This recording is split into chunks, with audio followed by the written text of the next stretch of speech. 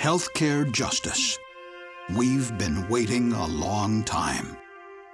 Many said it wouldn't happen, that it couldn't happen. The lift was too heavy, the politics too complex, the changes too big.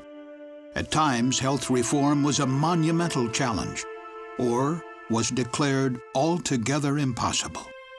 For the nation's Catholic health ministry, which includes more than 2,000 hospitals and long-term care facilities, health reform was an ethical necessity, a building block for the common good of the nation and the strength of its communities. Drawing on Catholic social teaching, the Church has long advocated for a healthcare system that protects human dignity and serves everyone. We are our brother's keeper, and that we have to be concerned for the poor and for those who are marginalized. This mission compelled Catholic healthcare providers to give voice to those without one, to spend decades calling for reform, insisting that the wait for a more inclusive system come to an end. I said, if it's the last thing I do, then it may be we're going to have universal health care. Perhaps against the odds, and defying what so many pundits and pollsters predicted, health reform was signed into law on March 23, 2010. At Christus Santa Rosa Healthcare System, we were so excited, everyone from our CEO to the housekeeper. The days and months leading to this outcome were often difficult, as the national conversation inspired passion on both sides of the issue. Throughout the process, ministry leaders stayed on their message.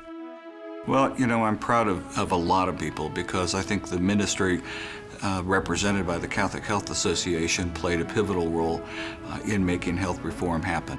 But it wasn't just the association, it was the people in all of the ministries of Catholic healthcare. Oh, I think there are a whole lot of sisters looking down upon this, saying, you know, it took a lot longer than we thought, but we never gave up the fight. I can say without any hesitation that if the Catholic Health Association were not involved in this effort, it's highly likely we wouldn't be able to pass the bill. The law is not perfect, or the end of the process, but it does conform to many of the values and principles named in CHA's vision for U.S. healthcare. The Patient Protection and Affordable Care Act includes new coverage for more than 31 million people, no more insurance rejections due to a pre-existing condition, new options in long-term care so patients can live at home, vital support for pregnant and vulnerable women, payment incentives for quality instead of quantity, renewed commitment to prevention, and no federal funding for abortion.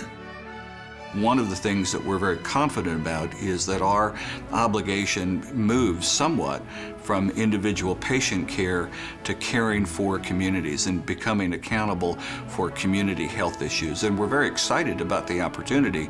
The changes that the law will bring is good for Catholic healthcare. It fits and sits right in the heart of our mission.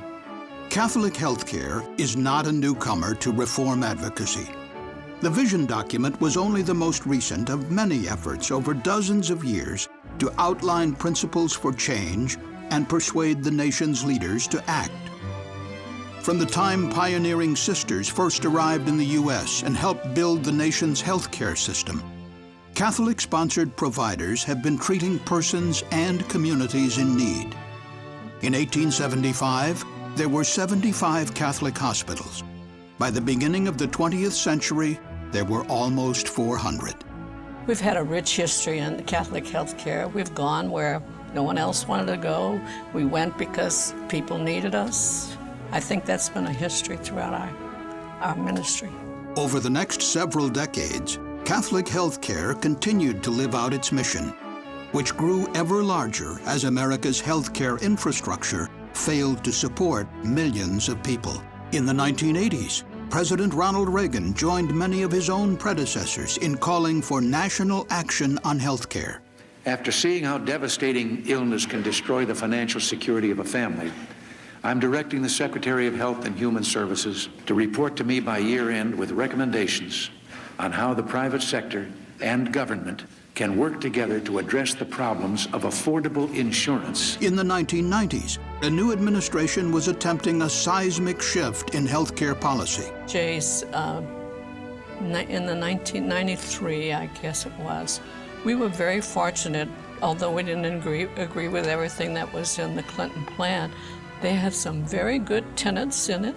Many of them were modified a little bit in the current plan that was passed, but they wanted universal coverage.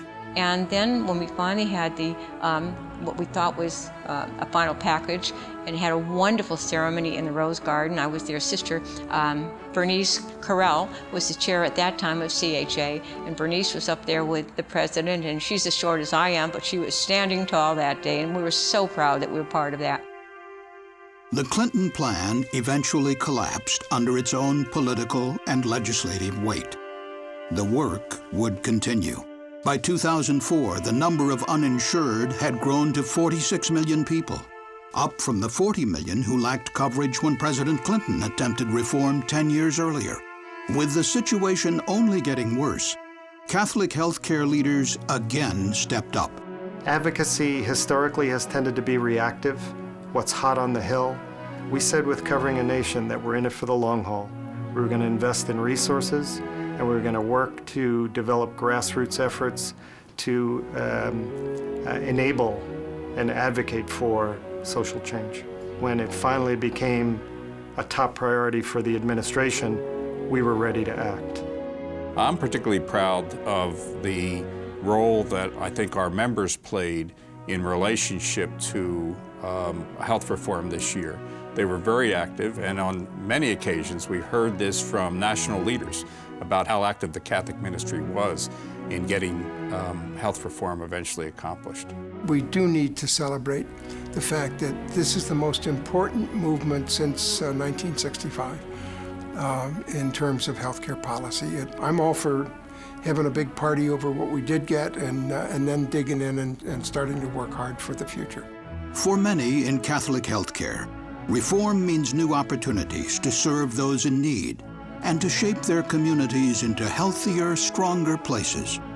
So I think healthcare reform gives us the tools to refocus on what we all went to school to do, and that was to take care of patients. Catholic healthcare is about extending the healing ministry of Jesus Christ, and healthcare reform plays right into that ministry, plays right into that mission for many of us.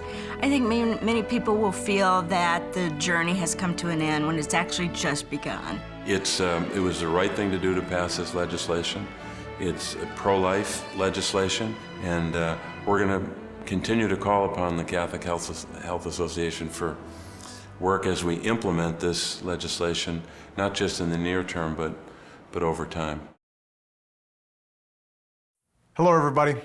Today I want to thank everyone at the Catholic Health Association for your help and courage in passing healthcare reform. A major victory for our nation, for human dignity, and for the most vulnerable among us. And I especially want to thank Sister Carol Keehan for the extraordinary leadership she's provided in advancing our national discussion. I know your ministry has been working for decades to make sure everyone can afford quality health care. And now, thanks to your efforts, I'm proud to say that the people in your I Can't Wait video won't be waiting much longer. Your work, your passion, your commitment helped make the difference. And you did so in a way that protects your long-standing beliefs and the beliefs of so many others across the country. So on behalf of my administration and Americans everywhere, I want to say thank you. God bless you, and God bless the United States of America. And so the work begins again. And the people of Catholic healthcare will be there to see that it is done right again.